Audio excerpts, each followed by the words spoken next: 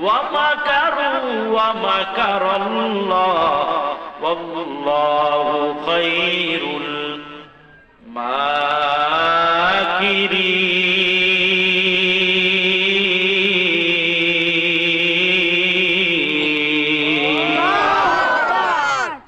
কোন চালাকির সুযোগ আমার আল্লাহর কাছে নাই। আল্লাহ বলে চালাকি করিয়া শ্রোতার মন জোগাইয়া কোরআনকে চাপা রেখে বয়ান করবা। এই চান্দু, দুনিয়ায় কিছুদিন পেটের ধান্দা চলবে, পিঠ বাঁচাইয়া চলবা।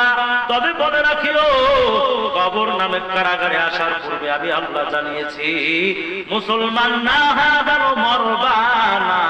তার মানে আলেম, তোমার জীবন বাজি রেখে সাহাবায়ে কিরাম যেমন জীবন বাজি রেখে ফাঁসির কাছে গিয়াও আমি আল্লাহর এখানে তোমাদের বয়ান প্রচার করছে। আলেম 12 বছরের ডাউলের পানি খাইলেই মুসলমান হওয়া যায় না। ও মসজিদের ইমাম সাহেব 3000 5000 টাকার ইমামতি করলে মুসলমান হওয়া যায় না। মুসলমান হতে হলে কেমনে হতে হবে? আল্লাহ বলেন, ইন্নাল্লাযীনা আমানু বিল্লাহি ওয়া রাসূলিহি, এই ঈমানদারের দল, আল্লাহর উপরে ঈমান আনতে হবে, রসুলের উপরে ঈমান আনতে হবে। মানে আল্লাহর সব বিধান মেনে নিতে হবে, নবীর তরিকা সব মানতে হবে। সুম্মা লাম ইয়ারতাবু, এরপরে আল্লাহ এবং রসুলের উপরে কোনো প্রকার সংশয় রাখা যাবে না। 1 নম্বর গুণ। 2 নম্বর গুণ কি?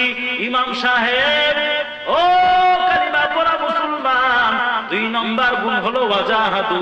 ওয়াও মানে এবং জাহাদু মানে জিহাদ করতে হবে।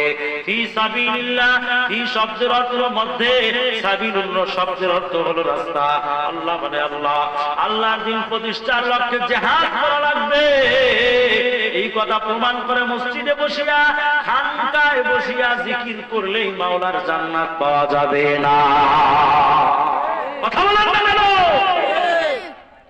যদি তাই হইতো, তাহলে যিনি আল্লাহর পরে সম্মানের ছাড় পেয়েছে, যিনি নবীদেরও নবী, তেনার তো জিহাদ করার কোন প্রয়োজন ছিল না, ছিলনি।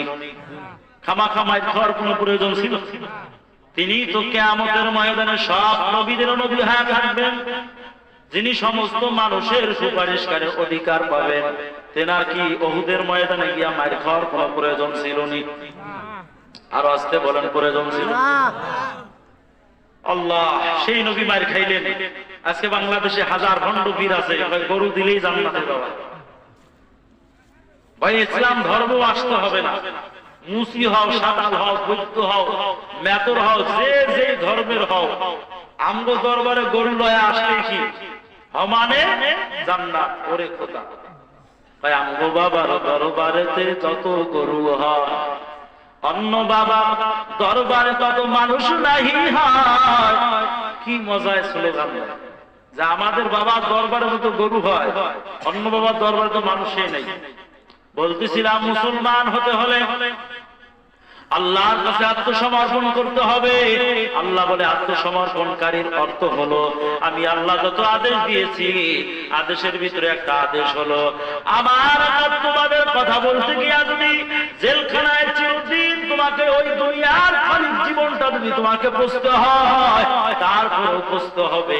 শুধু শুক্রবারের দিন আশিকে রসুলের ভাব দেখা যায়। যেই সপ্তাহে জিলাপি থাকে, সেই সপ্তাহে আশিকে রসুল পাওয়া যায়।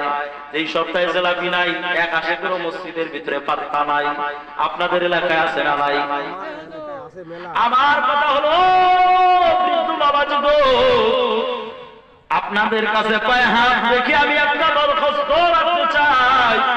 আপনারা নবীর প্রতি দরুদ পড়েন, আমিও দোয়া করি আল্লাহ আপনাদেরকে দরুদ পড়ার তৌফিক দান করুক। তবে হ্যাঁ, নবী যদি জিজ্ঞেস করে, এই বৃদ্ধ আমার উম্মত, যেই সপ্তাহে তাবারক পাইছো সেই সপ্তাহে আমার প্রতি দরুদ করছো, যেই সপ্তাহে জুমার দিনের তাবারক পাও নাই সেই সপ্তাহে কেন তুমি আমার প্রতি দরুদ করো নাই? জবাব দাও, তারপরে তাবারক ওয়ালা সপ্তাহের দরুদের সবগুলো নিয়ে তুমি আমার কাছে সুপারিশের জন্য আসো। কোন জবাব দেওয়ার কোন রাস্তা আসেনি?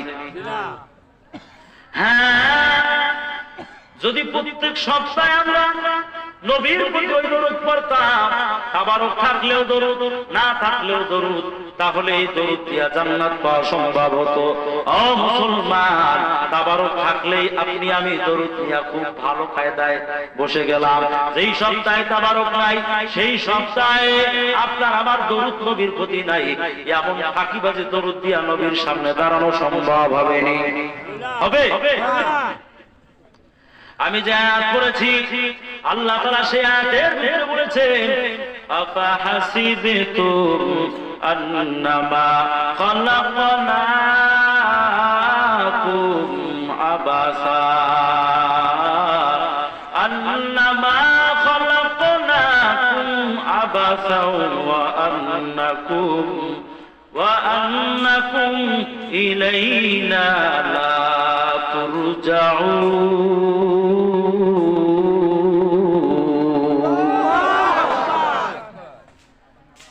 আপনাকে আমাকে আল্লাহ তাআলা সাবধান করে দিয়েছে, বান্দা আমি আল্লাহ তোমাদেরকে অনার্থক সৃষ্টি করি নাই। কেন সৃষ্টি করেছেন? মানি আল্লাহ জবাব দিয়েছেন, ওয়া মা খালাকুতুল জিন্না ওয়াল ইনসা ইল্লা লিয়াবুদুন।